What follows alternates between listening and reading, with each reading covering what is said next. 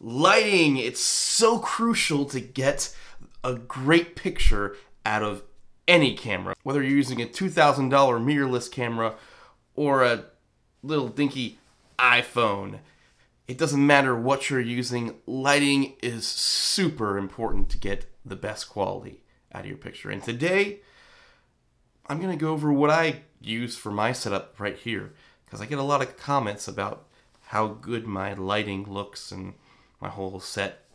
So we're going to go over that here today. Woo!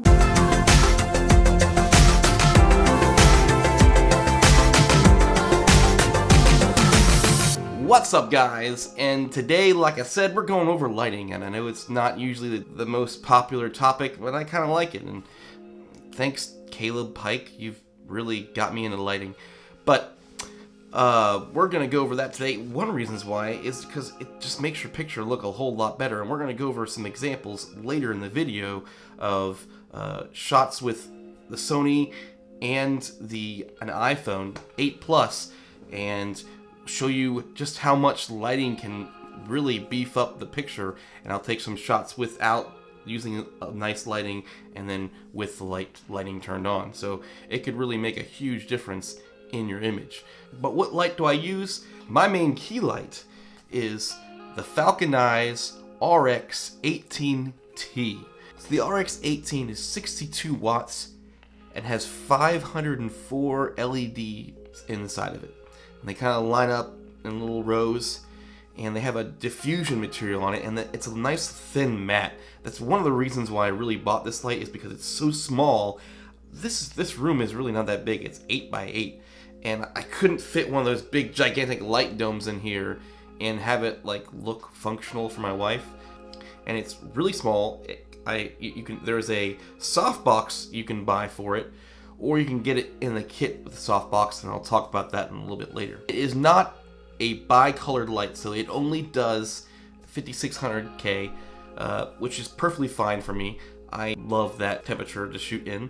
But it is nice, it's small, it's compact, so I can roll it up and pack it out.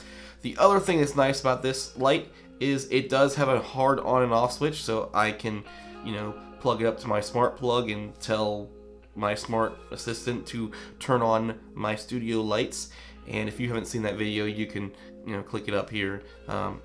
Nobody else really wanted to see it, but maybe you want to see how I do that. It can also run off of battery, so it has a V-mount battery spot on the back, and you can hook up a V-mount battery and run it for hours upon hours, or you can get a V-mount adapter, which is what I did, and I can convert it using 2 Sony NPF style batteries.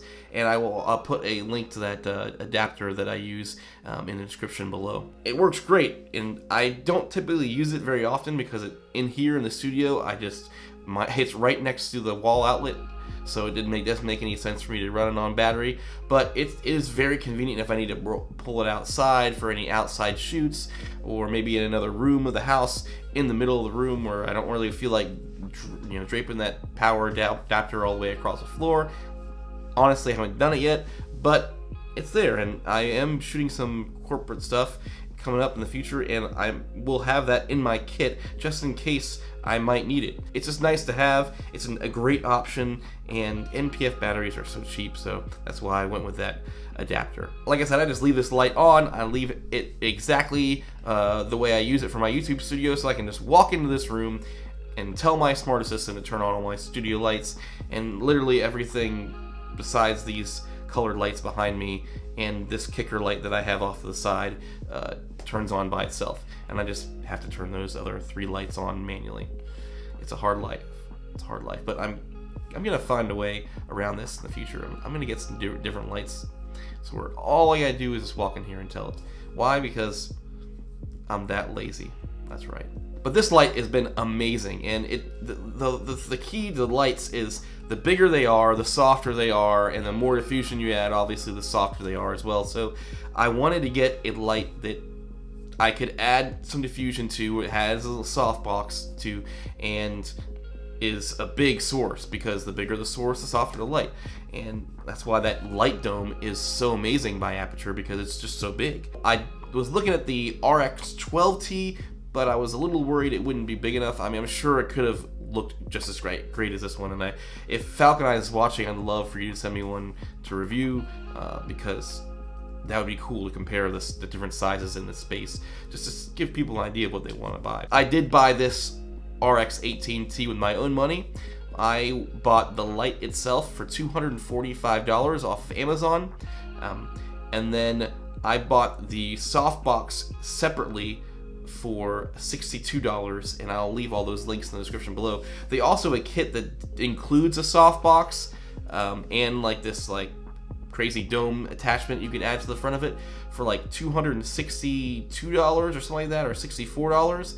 But the softbox that they include didn't have a grid, and I really wanted a grid so I prevent as much spill on my background as possible, so those lights look as beautiful and sharp as they do. But I went and spent a little bit more money to get this grid. But like, this light is sitting in front of me at an angle up on a cheap light stand. That's another thing with these lights. They're so light, you can put them on a little cheap light stand and it's not gonna like worry about falling over or anything like that. The downside to this kit is the arm that it comes with, the attachment to attach it to a light stand. It can only go at like a 90-degree angle, so you can't swivel it down really far. And so I got around this by putting a ball head on it, and I just, I got a cheap Oben ball head from B&H through the EDU program. If you don't know about that, you should probably check it out. It's an Oben ball head. I got it for really cheap through the EDU discounts. And then I just mounted it to the light stand and then screwed it into the bottom of that adapter that it comes with, and then I angle it down a little bit more so I can get this nice angled shot. The light is up a little bit higher, and I go with it. And as you can see, I got other things mounted to this light stand, like a little magic arm and my microphone, and it's not falling over. So I mean, this light is really light. That's why I love it as well. I mean, Falcon Eyes makes some just great stuff. The controller is nice, hardcore, made of aluminum and mixed with plastic. I haven't had any problems with it. It comes with like a little hanger so you can hang it on the light stand. It's really nifty. They really thought through a lot of the design work in this light, and it's been a fantastic light. As you guys can tell and have told me, the light looks great. So I got no problems with this light. I would go off and buy more Falcon Eyes lights. Some of those SO like edge lit circles look really sweet. I might want to get a few of those for my desk. Falcon Eyes, if you're listening to me, I would review them. I've been really enjoying this Falcon Eyes brand. I would have no problems buying more. It looks great. It's small. It's portable. It can be battery operated. It has a physical on and off switch. It can be plugged into the wall. All that stuff. It's a great versatile light. Small, gets out of the way in my studio. I push it right up against the wall, sit right up here in front of this camera, and that is how I get this wonderful key light. And I would totally buy it again. I bought it with my own money. This video is not sponsored. I totally would buy the Falcon Eyes light again. But hey, this light looks great. You can do the same thing in your studio. You just gotta invest in some good lighting. But like I said earlier, we're gonna test a few other options here. So we're gonna test what would this same exact studio setup look like filming with just an iPhone. Would it look great? Let's find out. And this is what the setup looks like with the iPhone recording. And you can probably already tell it looks a heck of a lot better than a traditional iPhone, because when you provide better lighting, it looks better. So this is what it looks like just with a regular iPhone 8 Plus camera right out of the bat. And as you can see, it's kind of yellowy. Skin looks probably pretty awful. The camera's trying to adjust to it. Just doesn't look great. I mean, what do you think? And here we go. This is with the key light turned back on once again, just to give you a better idea. I've actually just left this exactly the same settings and everything that I had my Sony at. So, I mean, if you have a good light, it can make bad cameras look a little bit better. So if you can invest in your lighting and you want to bump up your quality of your videos, the lighting is definitely where to hit up first before you even change out your camera. Because you can make this nice iPhone 8 camera with good external audio, like I'm just running straight to the camera, the Sony before. And have good lighting.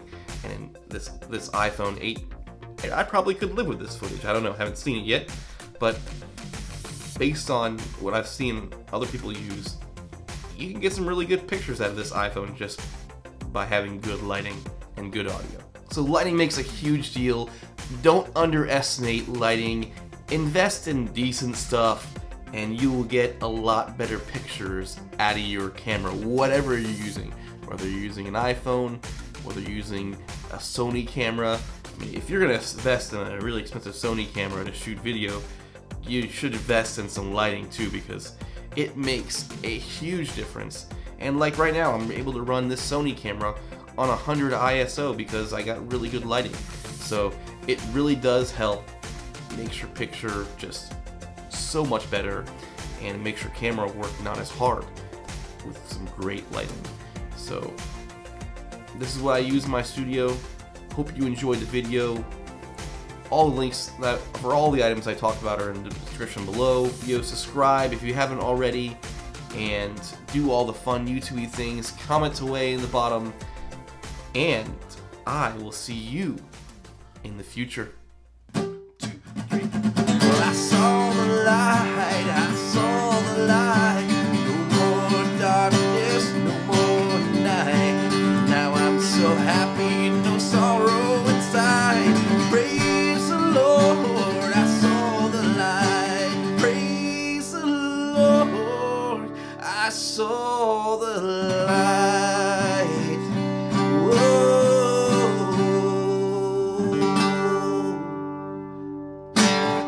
See the light.